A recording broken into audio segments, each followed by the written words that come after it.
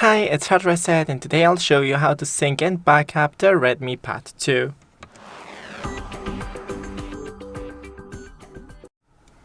So first go into the settings.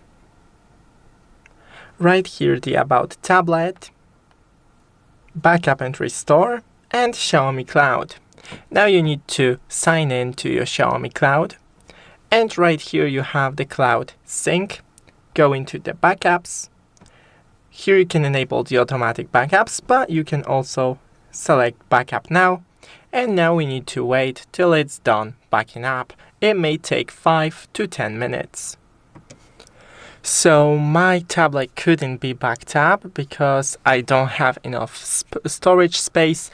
Right here you can get the storage space, but that's pretty much it. Thanks for watching, don't forget to leave a like and see you in the next one.